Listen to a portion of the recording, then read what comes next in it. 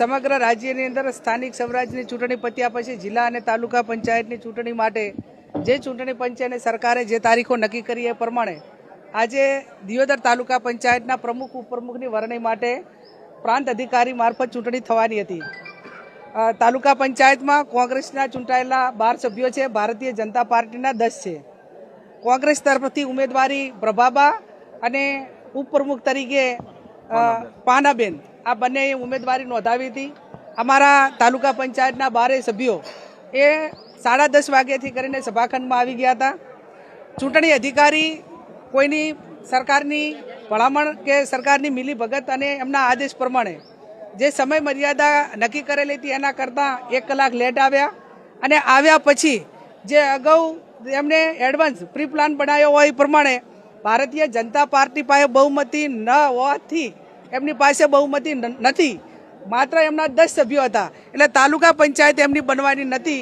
એના કારણે એમને સૂચના આપવામાં આવી કે તમે અંદરો અંદર બબાલ કરીને એકાબીજા સાથે બાજવાનું અને પછી લો એન્ડ ઓર્ડરના એટલે કે કાયદો ને વ્યવસ્થા જળવાનું નથી, એ રીતે કરીને ચૂંટણી મુલતવી રાખવી આવું આયોજન એ ભારતીય જનતા પાર્ટીના આગેવાનો, સરકાર અને સરકારમાં બેઠેલા જે અધિકારીઓ કે આમ તો બ્યુરોક્રેસી એટલે ન્યાય ઉપર બેઠેલી એ સીટ હોય, એ ખુરશી હોય, એને ચૂંટણી પંચના નિયમ પ્રમાણે ચૂંટણી કરવાની હોય, પણ ભારતીય જનતા પાર્ટીના સભ્યો એ અંદરો અંદર એકાબીજાની બબાલ કરીને ચૂંટણી બંધ રખાવવા માટે કરીને ઝઘડો કર્યો એવા સમાચાર અમને બહારથી મળ્યા અને એ પ્રમાણે ચૂંટણી અધિકારી તટસ્થ નહીં પણ સરકારનો એક ગુલામ હોય, એક સરકારનો હાથો બની ગયેલો અને લોકશાહીનું હનન કરવા અને લોકશાહીનું મર્ડર કરવા માટે જ્યારે અધિકારીઓ આ મેદાનમાં આવ્યા હોય ત્યારે આવા અધિકારીઓને અમે જે હાઈકોર્ટમાં લઈ જવા પડે, એક જ્યુડિશિયલ રીતે અમારે ન્યાય માગવો પડે તો એ ન્યાય પણ માગીશું। અને એના ઉપરાંત પણ પ્રાંત અધિકારી કે જે ચૂંટણી અધિકારી છે એમને ભારતીય જનતા પાર્ટીના કાર્યકરોએ એમને ગાડીની હવા કાઢી હોય કે એમના ઉપર કોઈ કપડાં ફાડવા માટેનું કે માટેનો પ્રયત્ન કર્યો હોય એ પણ ભારતીય જનતા પાર્ટીના સભ્યોએ કર્યો છે, કેમ કે એમને કોઈ પણ ભોગે ચૂંટણી મુલતવી રાખવી એ એમનો પ્લાન હતો અને એ પ્લાન પ્રમાણે આજે હું પણ પ્રાંત અધિકારીને ચૂંટણી અધિકારીને મળી એમને કીધું કે ભાઈ 27 તારીખ મેં આપેલી છે એટલે આજે અમે એમની પાસેથી પ્રોસિડિંગ લઈ લઈશું, પણ ભારતીય જનતા પાર્ટી એ સત્તા આગળ એને નથી લોકશાહી દેખાતી, સામ દામ દંડ ભેદ ત્યાં સુધી તો હતું જ, પણ હવે અધિકારીઓનો પણ દુરુપયોગ કરીને ચૂંટણી મુલતવી રાખીને તાલુકા પંચાયત કોંગ્રેસની બનતી અટકાવી છે। અમે હાઈકોર્ટમાં દઈશું અને જ્યારે પણ ચૂંટણી થાય ત્યારે અમારા 12 સભ્યો અડીખમ રહેશે અને તાલુકા પંચાયત કોંગ્રેસની બનશે।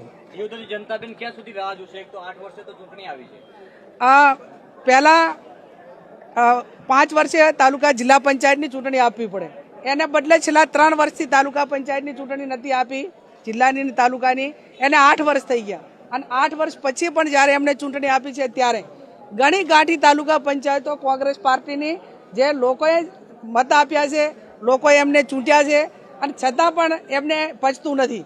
ત્યારે ભૂતકાળની અંદર કોંગ્રેસની સરકારો હતી, બીજી સરકારો હશે, પણ ક્યારેય બહુમતી આવેલા સભ્યોને કે બહુમતી જે પાર્ટીને મળી હોય એને આ રીતે લોકશાહીનું હનન કે લોકશાહીનું હત્યા કરવા માટેનું કામ એ ભૂતકાળમાં કોઈ સરકારોએ કોંગ્રેસને નથી કર્યું। ત્યારે આ લોકો સામદામ દંડ ભેદને અધિકારીઓ, પોલીસ તંત્ર અને પ્રાંત અધિકારી હોય કે ચૂંટણી અધિકારીઓ હોય એમને પણ તટસ્થ રહેવા દીધા નથી।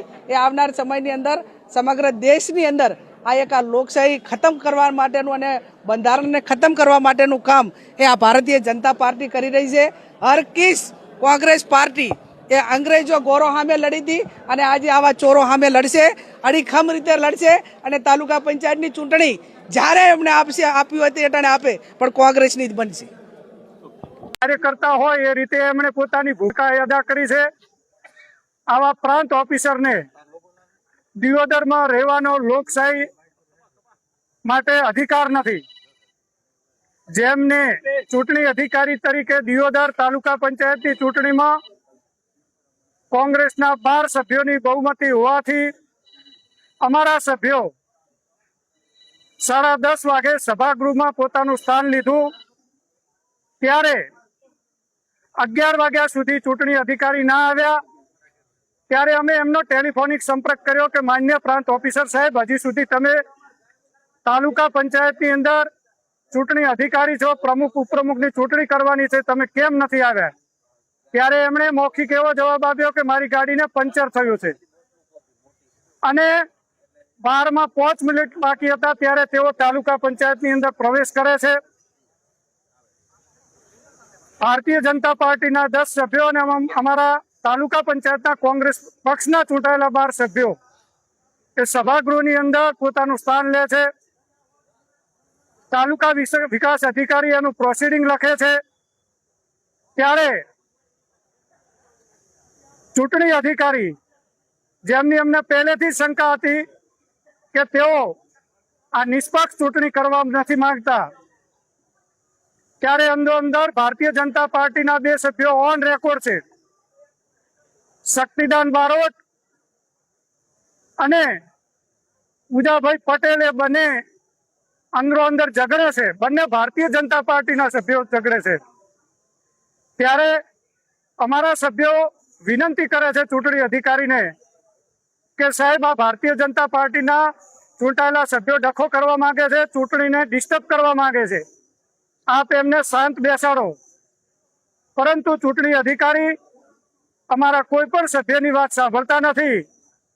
અને ભારતીય જનતા પાર્ટીએ જે એમને સ્ક્રિપ્ટ એમને જે લખીને આપ્યું હતું એ પ્રમાણે એમની ભૂમિકા નિભાવે છે. ત્યારે બંને ભારતીય જનતા પાર્ટીના ચૂંટાયેલા સભ્યો ઓન રેકોર્ડ છે, એની અંદર રેકોર્ડિંગ થયેલું છે, વિડીયોગ્રાફી થયેલી છે. ભારતીય જનતા પાર્ટીના બીજા 1 મહિલા સભ્ય ઉભા થાય છે, એ પણ એમના જ ભારતીય જનતા પાર્ટીના સભ્યો સાથે ઝઘડો કરે છે.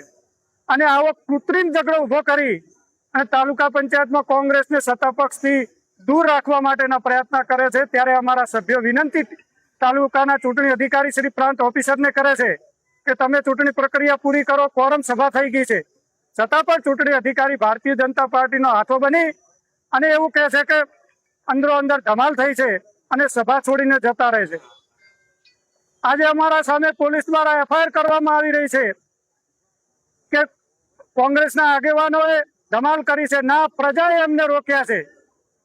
બારે પ્રજા ઉભી હતી, એમણે વિનંતી કરી કે સાહેબ ચૂંટણી કરો, પરંતુ ચૂંટણી અધિકારી શ્રી એમના ફરજમાંથી વિમુખ થયા છે.